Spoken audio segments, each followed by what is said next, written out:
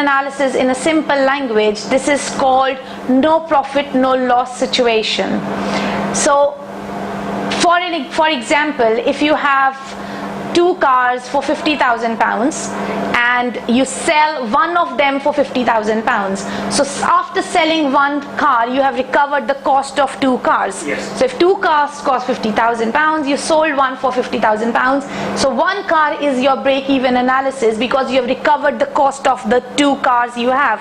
You still have one more car to sell. Yes. And whenever you sell that car, that whole money is your profit. Yes. So your one car is the break-even analysis. That's what this tool is all about, because it's good to know your break-even point where you are not making any loss but you have recovered your cost. There's no profit, no loss, but you have recovered your cost, because after that you know you're just gonna make the profit. Yes. And that is how this tool is being used to control the financial aspects of budgets. Right. If I get down the break-even analysis, this is how we show it. I'll quickly explain this graph so that when you read the article it shouldn't be giving you any confusion. So if we look at this FC line, this is a fixed cost, and we always said that fixed costs remain fixed. So that's why it is a parallel line, it is a horizontal straight line. If we look at VC, which is your variable cost, which is starting from zero. Yes. When there's no production, there's no VC. As the production goes up, your variable cost is going up, and it shows your variable costing. The TC is the total cost, yes, which is the combination of fixed cost and variable cost, and it starts from where your fixed cost is at the point. So that's your total cost. We look at the sales graph, which starts from here and it goes up to the top, and the point where your sales graph meets your total cost graph is the break-even point.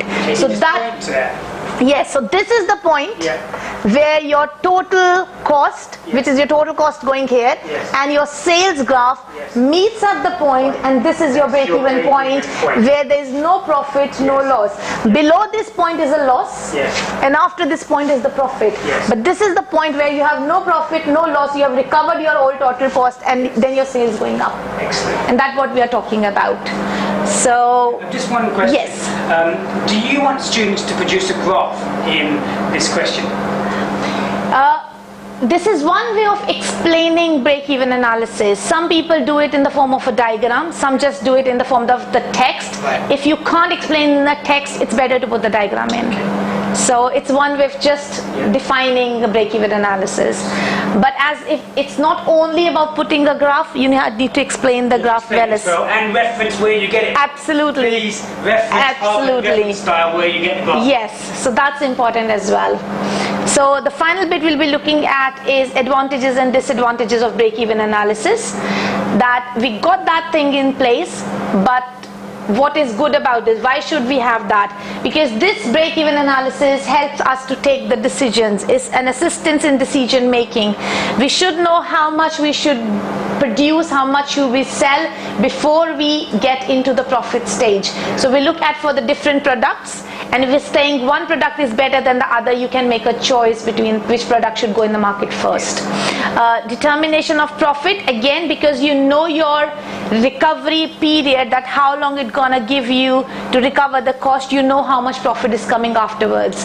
And when you look at the companies like the Boots and all that stuff, when they put things on discount, they know when to put the things on discount because they have already recovered their costs. Only then after that they put the things on discount. Fixation of selling price, you know what you have to recover because you have covered the cost. Now you can increase the selling price, decrease the selling price, because it's all about profit. So just go for that. So fixation, yes, of selling price. Yes. So it says fixation of selling price is that when you have recovered your cost at break-even point, yes, after that you are getting the profit. Yes. You look at the market, you look at your competitors, what they are charging, yes, because you know you have recovered the cost, you, yes, can play with the selling price, okay, to sell your products, okay, get more customers in. 1 second.